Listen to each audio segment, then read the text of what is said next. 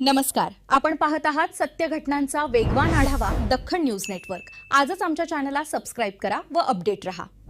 एक मिनिट रोज बरं साहेब, अटीतटीचा सामना वाटत होता, मात्र आता चित्र स्पष्ट झालेलं आहे। एक हाती अमर राजूरकर पुढे चालत असताना पाहायला मिळते। असे मी कधीही अटीतटीचा सामना आम्ही कधी म्हटलेलो नाही। आमच्याकडे संख्याबळ, महायुतीचं संख्याबळ जर पाहिलं तर पहिल्यापासूनच आम्हाला कॉन्फिडन्स होता की ही जागा महायुतीची म्हणजेच भाजपला सुटली पाहिजे।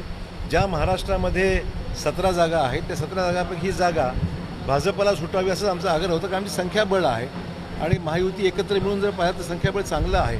त्यामुळे मला खात्री आहे की महायुतीचे आणि भाजपचे आपले उमेदवार अमरनाथ राजूरकर चांगल्या मताधिक्याने या ठिकाणी निवडून येतील अशा प्रकारची परिस्थिती आहे।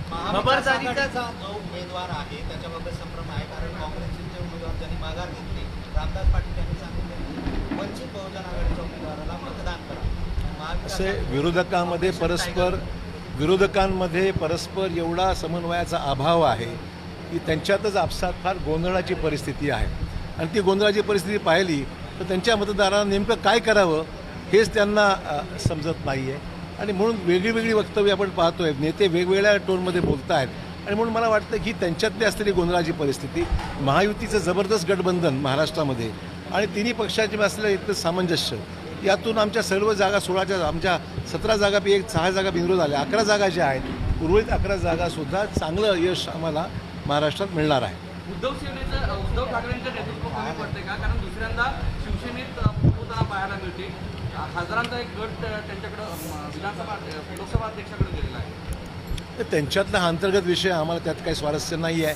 मग ते शिवसेनेमध्ये जे अंतर्गत जे काही सुरू आहे, त्यांचे जे खासदार आता वेगळा गट स्थापन करण्याच्या एकंदरीत हालचाली दिसत आहेत, त्यामुळे हा त्यांचा इंटरनल विषय, आमचं काही त्याच्यात रोल नाही आहे किंवा आमचं काही त्याच्यामध्ये, परंतु निश्चित या सगळ्या गोंधळाचा परिणाम या स्थानिक स्वराज्य सगळ्याच ठिकाणी झालेला आहे। या फुटीची भूमिका आजचे विरोधक गोंधळलेले असं वाटतं का?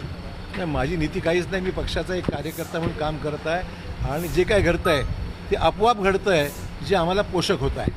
या सर्व फुटीमध्ये भाजपाची एक सावध भूमिका आहे। सगळे नेते मंडळी हे त्यांचा अंतर्गत वाद असल्याचं बोलत आहे।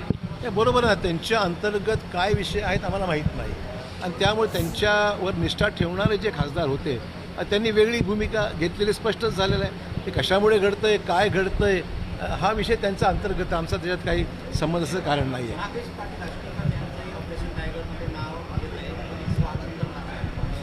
नाही, युतीमध्ये आलं स्वागत आहे ना।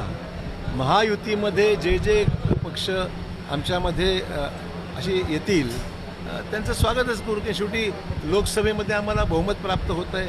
लोकसभेमध्ये जे महत्त्वाचे निर्णय आगामी काळामध्ये अपेक्षित आहे ते निर्णय घेण्यामध्ये संख्याबळ आमचं वाढतं आहे, आपोआप वाढतं आहे। लोक हे विरोधकांचे एकंदरीत सगळ्या या राजकीय ज्या घडामोडी घडत आहेत त्यामुळे वेगवेगळ्या राज्यात झालेल्या निवडणुका, त्या निवडणुकीचे आलेले परिणाम आणि त्याचा एकंदरीत परिणाम जो होतो आहे जनतेमध्ये आणि मतदारांमध्ये, ते पाहता मला वाटतं की त्यांना जाणीव आहे। म्हणजे TMCचा विषय असो, आपचा विषय असतो, सेनेचा विषय असतो, जे काही घडतं हे त्यांना दिसतं की आता हे काही टिकणारं हे जहाज नाही आहे, बुडणारं जहाज आहे।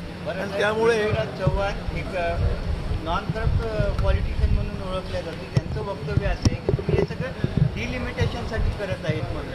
तर राजकारण प्रश्न डिलिमिटेशन राजकारणाचा विषय आहे का? डिलिमिटेशन राज्यात करायचंच आहे, आपल्याला महिलांना आरक्षण द्यायचंच आहे, याच्यामध्ये काय राजकारण आहे? तर त्यांनी विरोधाला विरोध केला होता, हे वास्तव आहे आणि त्यामुळे बिल पास होऊ शकलं नाही आहे। आता सगळे काळे ढग बाजूला सरत आहेत आणि संख्याबळाचा अंदाज घेऊन तो निर्णय वरिष्ठ पातळीवर घेतला जाईल काय करायचं ते। साहेब, MIMचा किती प्रभाव तुम्हाला या निवडणुकीत पाहायला मिळणार आहे? 20 मतं आहेत का? आमचं काही त्यांच्याशी संपर्क नाही किंवा त्यांच्याशी आमचा कुठलाही संवाद नाही आहे। त्यामुळे त्यांनी सदसद्विवेक बुद्धीला विचार करून ते निर्णय घ्यावा, योग्य वाटेल तो। 300 प्लस होईल की 350 प्लस? अब की बार 400 पार।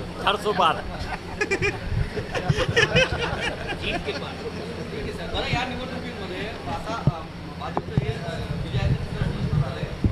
नांदेड जिल्ह्याकडं विधान परिषद झाल्यानंतर पालकत्व येणार आहे असं समजतं, काय समजत आहे? मला यातली काहीच माहीत नाही। ज्या गोष्टी मुख्यमंत्र्यांच्या अखत्यारीत असतात ती भाष्य करणं उचित नाही आहे। हा निर्णय वरिष्ठ पातळीवर जे योग्य ते घेतीलच।